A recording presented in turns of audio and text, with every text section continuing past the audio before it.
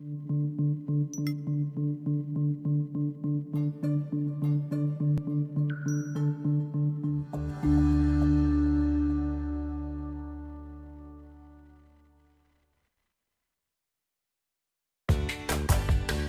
to our podcast, Doing It Right. This podcast reveals authentic stories from successful leaders doing it right. It's about their journey to become a leader, their choices, motivations, and lessons. In essence, how they built successful personal brands.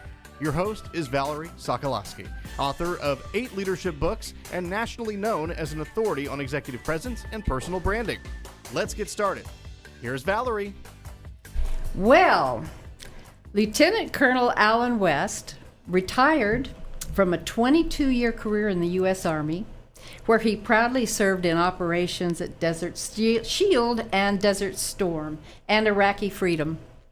He's a former U.S. representative from Florida, an inductee in the University of Tennessee Army ROTC Hall of Fame, holds a bachelor's degree from the University of Tennessee, and 2 master's degrees. My gosh.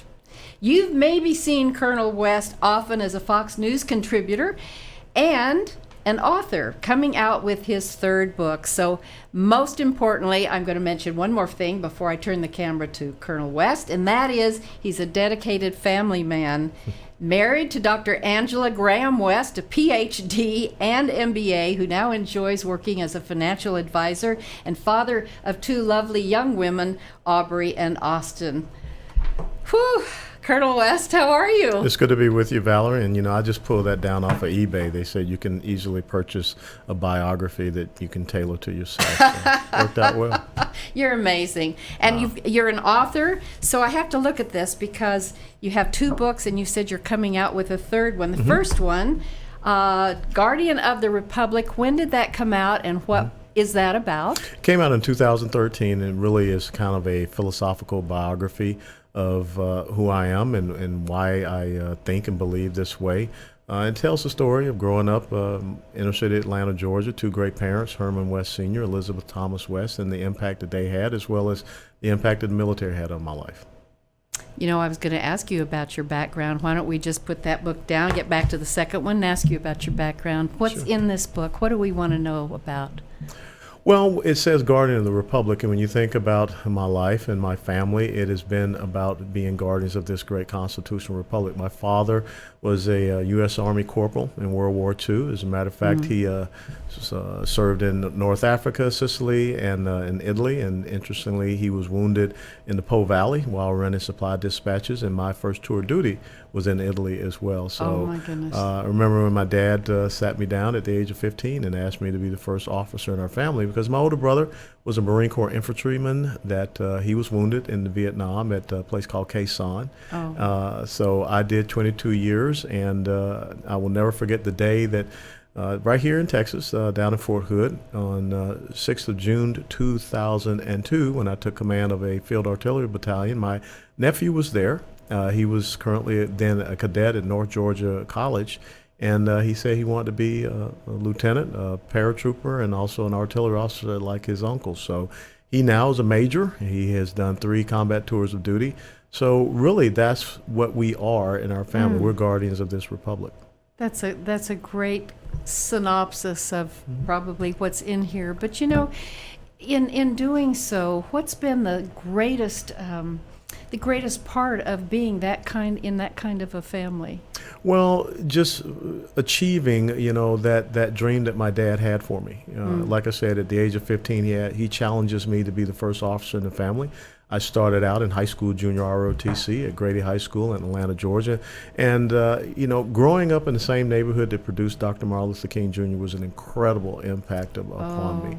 And, of course, when I graduated high school, I went off to the University of Tennessee and went through Army ROTC there.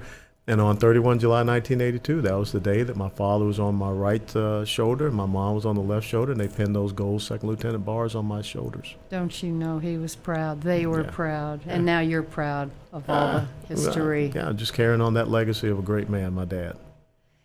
There's nothing better than having the values put into a child from the family, and that's not always the case. And that's what it says in Proverbs 22:6. It says, train up a child in the way that they should go, so that when they grow old, they shall not depart from it.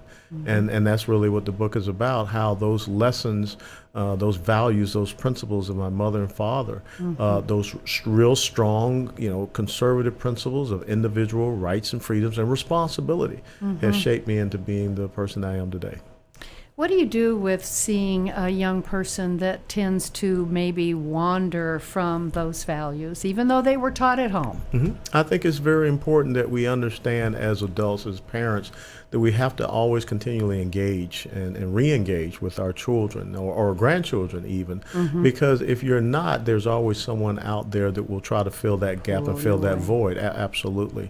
And when I look at what is happening with a lot of our young people today, I mean, the fact that we have teenage suicides is such a high rate. Terrible. It is absolutely terrible. And so I think that these are young people that are looking out for something to fill, what's missing in their hearts. And when they don't understand that they have, loving parents or loving Heavenly Father, especially, that is important. It always comes back to the home. And I really believe that we need to strengthen the home. I agree with you. I remember Charles Dobson. And I don't know who remembers him or knows him, but I do. Talking about the family many years ago. Yeah, focus on the family. Focus on the family. That's and right. It still should be focus on the Absolutely. family. What's the second book? The Hold Texas, Hold the Nation, Victory or Death? Yeah, that book came out just last year in October, and it really talks about the importance of Texas. And when you think about Texas, you think about its history. Going to the University of Tennessee, when you first step foot up there on Rocky Top, you earn that nickname. You become a volunteer. And so it's not like being a bear, a lion, a tiger, a cougar, or whatever. And so you come to understand the history of where we earned that nickname, that moniker. And it was, right here in the state of Texas when, David Crockett, a former U.S. congressman, and other Tennessee volunteers came here to fight for liberty and freedom along with the Texians. And of course, they made an incredible stand for 13 days. They ended up losing their lives, 185 of them, led by William Barrett Travis at the Alamo. So again, when you think about the principles, the values, the rugged individualism, all those things that symbolize Texas, the economic growth, opportunity, and prosperity that you see here today because of the right principles and policies, that's what's drawing so many people here to Texas. But yet there are people that are moving to Texas that want to continue to hold on to the principles and values from the failing places that they are departing. And it reminds me a lot of, when God was going to destroy Sodom and Gomorrah, and he told Lot and his family one thing, just one thing: don't look back. Don't look back. And we have a lot of people that are moving into the major population centers here in Texas: Dallas, Austin, San Antonio, Houston, El Paso, Corpus, that they are looking back to those policies. And they got to understand that, you left because of this. Why would you want to bring that along with you? And so it's very important to understand what Texas symbolizes, what makes Texas so unique, and what makes Texas so important for the United States of America as a whole. And if we don't maintain this thing that we have called Texas, which a lot of people don't know, there's only one flag in this country that can fly at the same height as the American flag, and that's the flag of the state of Texas. Well, isn't that interesting? That's a good trivia to know. Texas was its own republic before it became a state. You're amazing. Talking about coming to another country and bringing that with you reminds me of all the travels that you've had. And we were talking before the show. And we were talking about different places you've been. And all of a sudden, you started with these accents. So I'm going to throw this at you. So be British, please.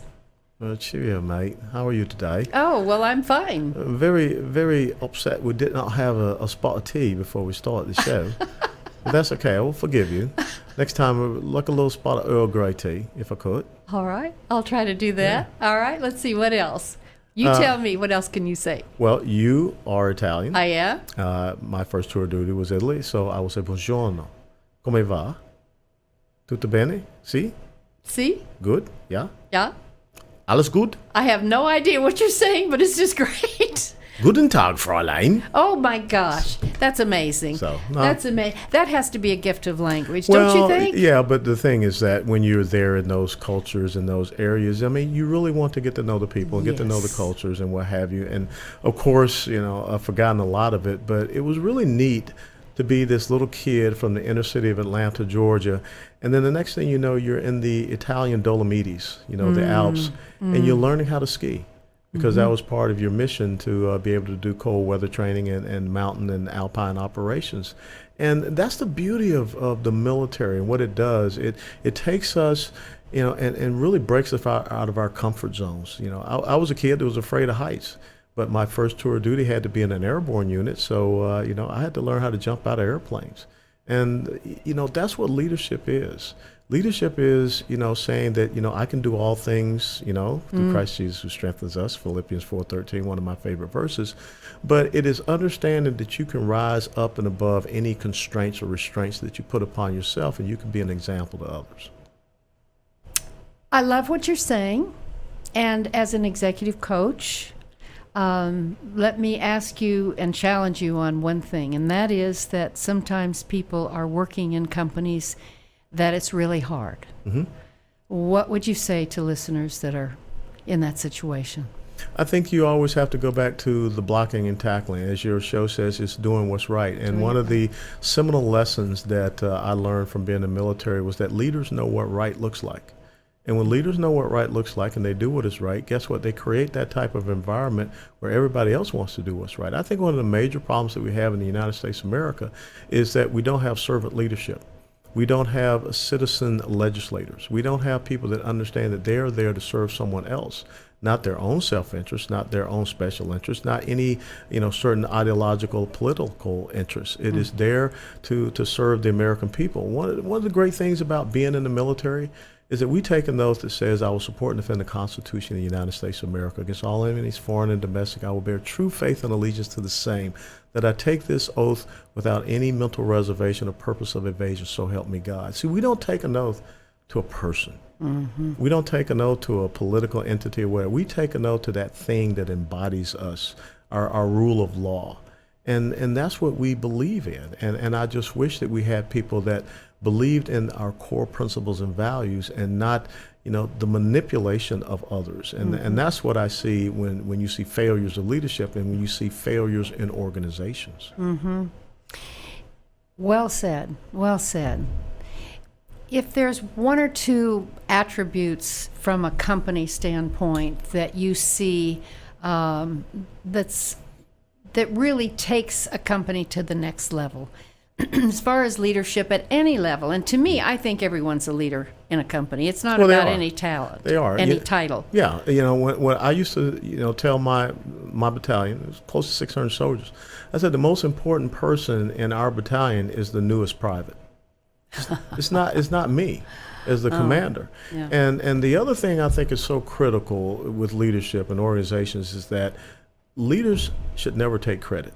Leaders should always take responsibility. And when people see that you are the one that will give them the praise and the honor for achieving whatever the unit has been successful in doing, guess what? You make them stakeholders. You bet. And then all of a sudden they want to do better. And they are thinking about how can I do better to bring greater credit on my unit or my organization, what have you. And if something goes wrong, you stand up and say, hey, it's on me.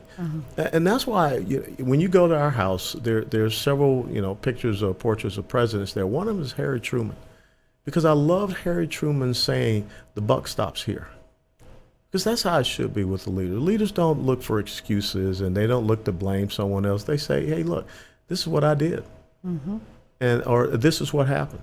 I used to always tell the young lieutenants that when you go out and you screw something up and you know that your boss is coming out and he's probably mad, he's going to chew you out, and the first thing you do when they get out of that Humvee or that vehicle, you go up to them, you render a salute and say, sir, let me tell you what just happened.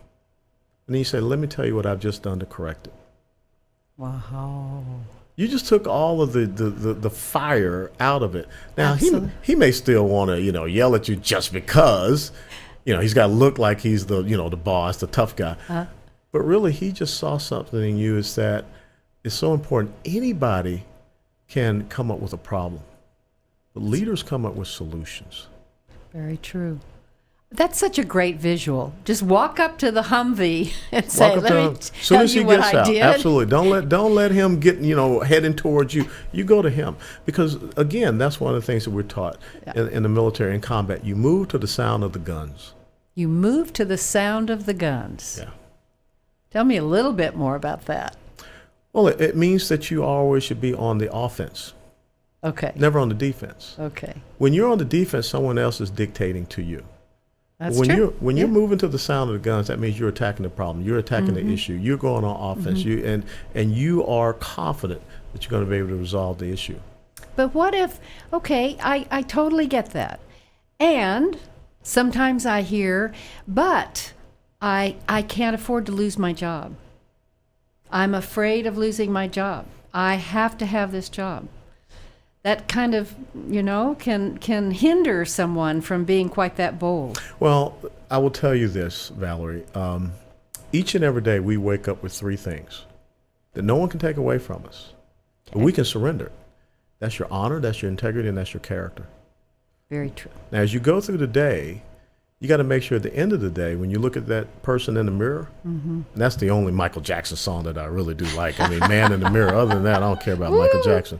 But that man in the mirror song is important. And so at the end of the day, man or woman in the mirror, you got to say, did I do what was right to keep my honor and my integrity and my character? Because so often we as humans start to worry about that personal discomfort, that personal pain or whatever. Sometimes you have to go through that. That's why when you go and you read Romans chapter 5, verses 3 through 5, where it says, trials and tribulation produces perseverance. Perseverance produces character. And character produces hope. Not hope in man, but hope in something greater. In James chapter 1, it says, count it all joy when you encounter trials and tribulations. See, you got some pretty nice little bling on your fingers there. Think about this. Yeah, she got big bling. Her husband, boy, you write some big checks. No, that's not diamonds. It's now, come on, really. Well, I don't know. I just know it's big pretty, bling. right? Yeah, it's pretty. But think about this. What is a diamond? It's a gem out of the earth. Yeah, it's just a black rock. That's right. How do you make a diamond? You have to polish it. Intense heat and pressure. How do you purify steel? I get you. Intense heat. Yeah. So sometimes you need to go through that crucible in order to strengthen your honor, your integrity, and your character. Because a lot of times what we have to understand is God wants to take you through a situation. And if you go through that situation, on the other side, you're going to be an even better, even stronger person. It's really true. And so that's what I would say to people, I don't want to lose my job. You know what? You may end up getting a better job. Exactly. Because someone will look around and say, that's a stand-up kind of person that I want. I think we need more people who, like you, are very bold. You don't have any problem in saying it like it is, to the point, succinct, take it or leave it. Well, again, in Isaiah 54:17, it says, no weapon formed against you shall prosper, and every tongue that rises against you in judgment you shall condemn, for that is the heritage of those who love the Lord. When Joshua took over the incredible nation of Israel to take them into the promised land, because Moses was not going to be able to do it, God told Joshua 3 times in chapter 1, verses 5 through 9 in the Bible, be strong and of good courage, for the Lord thy God shall never leave you nor forsake you. And he kept telling that, be strong and of good courage. So again, coming back to what we were talking about originally, when I see our young people that are out there taking their lives, yes, it's because they're afraid to walk through that crucible. I mean, you hear about a young girl or a young boy, they take their lives because they broke up with their boyfriend or girlfriend. A whole lot of boyfriend, girlfriends out there. Horrible. You cannot think that that's the end of your life. There was a great song, my favorite rock band is a group called Rush. I mean, yeah, I love Rush. And so there was a song that they wrote called The Pass. And it talks about turn around and walk the razor's edge. Don't turn your back and slam the door on me. Because it was about, people taking their lives and suicide. And this is a very personal story for me. I had a lieutenant. He was my executive officer, second in command of my artillery battery when I was a captain. His name was James McCoy. James McCoy was a stellar officer. I mean, just perfect in every single way, shape, form, or fashion. He was rated the number one lieutenant in the entire artillery brigade that we had at the 1st Infantry Division. But James McCoy found out something. He found out that his wife, Cheryl, had a little secret life, a little dark side. A lot of other people knew about it, but he was the last to learn. And it was very embarrassing. It was very tough for him. They had two sons. And I will never forget, telling James, look, you can move past this. You can do whatever it needs to do. You stay in the housing on the post, and we'll make sure that Cheryl gets moved off, what have you. But he could not walk that razor's edge. So one Saturday night during the Final Four of March Madness, I invited him to come down. 1991, I believe. I was watching Georgia Tech play. And he shot Cheryl and shot himself. Oh. And so that's what I'm talking about when, it is about that ability to walk through the trials and tribulations so that you build that character, you build that perseverance, you build that hope. And that experience of, I was only, 30 years of age. Yeah. Yeah. And I was the guy that had to identify the bodies that night because I was his commanding officer. So he lost hope. He lost hope. And remember what I talked about? The trial and tribulation can build the perseverance, and the perseverance can build the character, and the character can build the hope. Not hope in you or hope in man or whatever, because man let you down, but hope in something greater. And everybody needs it. Everyone needs it. We all have a God-shaped hole. That's very true. It's all about what we fill it with. There you go. You're a deep man of faith, and I also know that you are a disciplined man of faith, and just disciplined. Tell us about all the disciplined things that you do. Well, earlier this week I got back in from California, a trip at like 3 a.m, and I was right back up at 6:30 to get out and go run about 4.5 miles and do my crunches and push-ups and everything on the front lawn. I just think that's very important, that you have structure and you have discipline. Not saying that I'm not a fun guy. I mean, I can't let my hair down, and that's why I have my motorcycle so that I can get out and relax and do things. But I think it's very important to have structure and discipline in your life, because when you do come up with those points of adversity, whatever, you want to be able to say, this is my core. This is who I am. It's who the I am. Authenticity again. Yeah, and you can't deviate from it. And I never saw, in my parents' house, they never drank, and so that became part of my life. And of course, being in the Army, you're always going to get tempted to do it. But the great thing was that as a young lieutenant, I was always the one that took care of my buddies. I remember my first duty assignment was up the road from here, Fort Sill, Oklahoma. That's the artillery school. Yeah.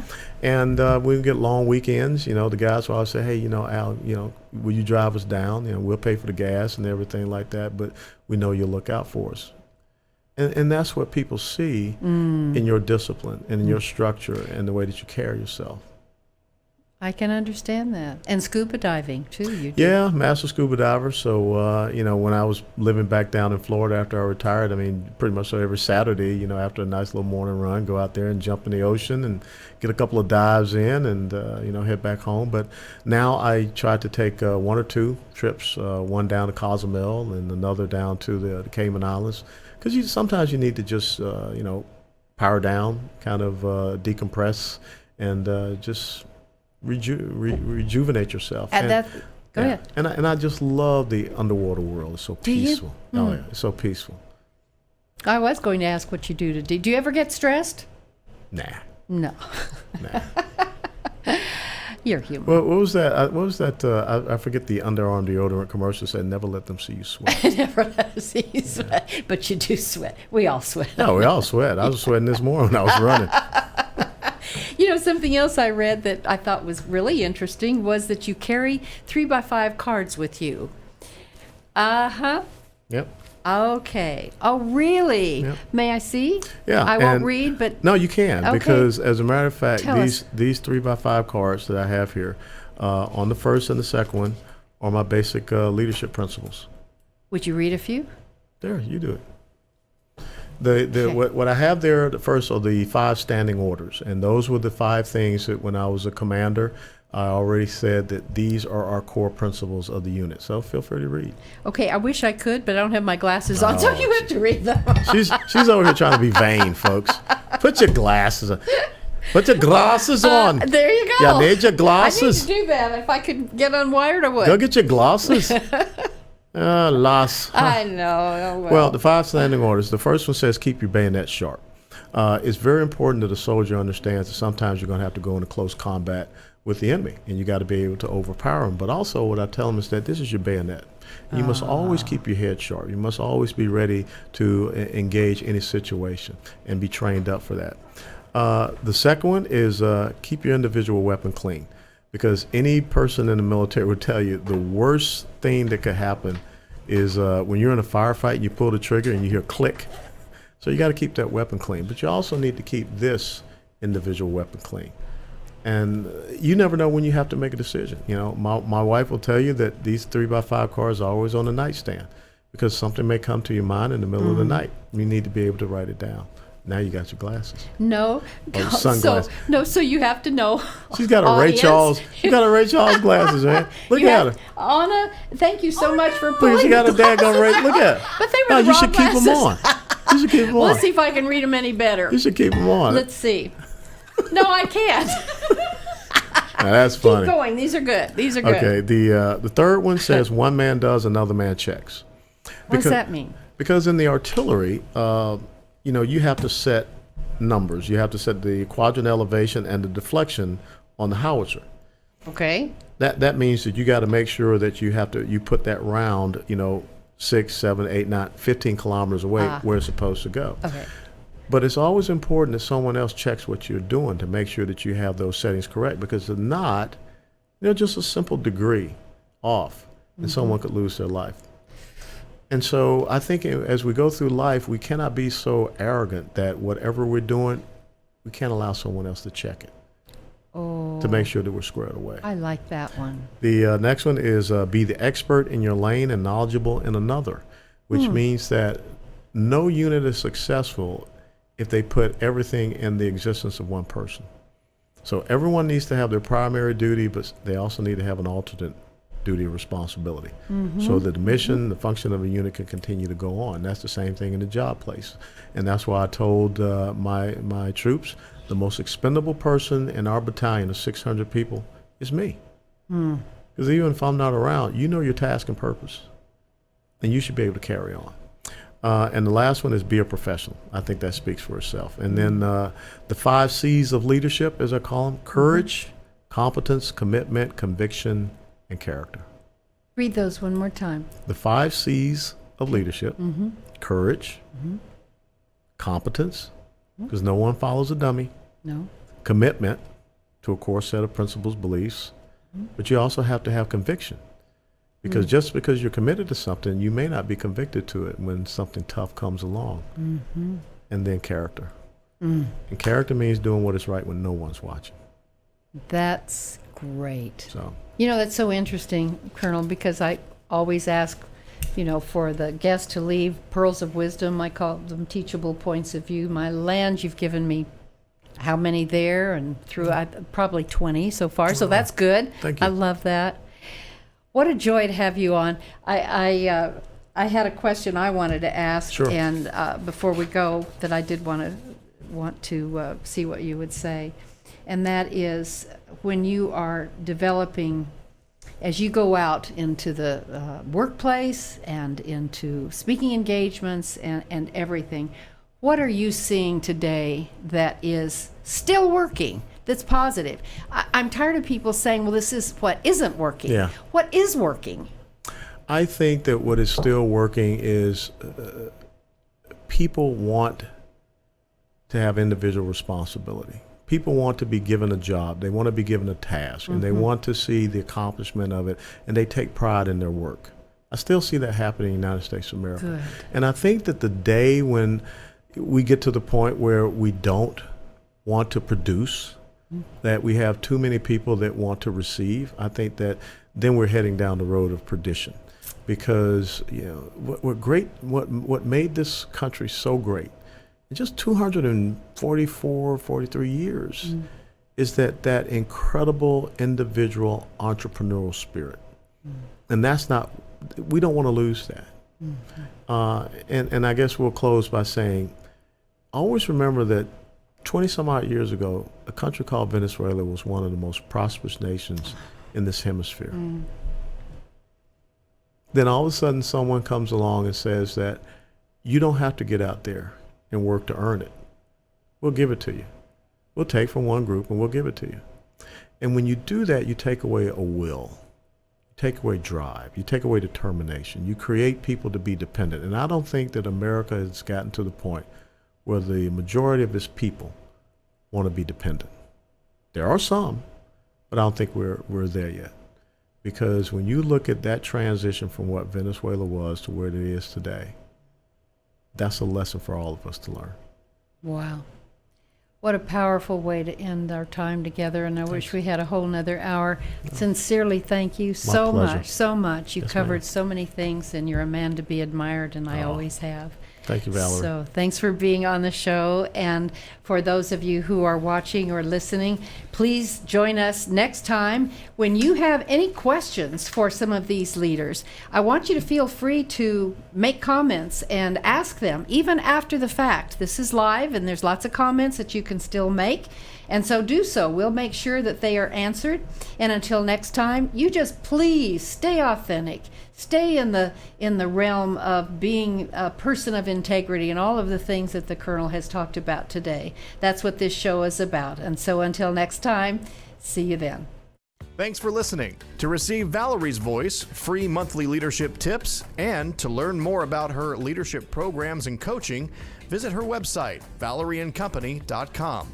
Next week, we'll be here again to inspire, engage, and equip you with teachable points of view from successful leaders who have been doing it right. Until then, lead authentically.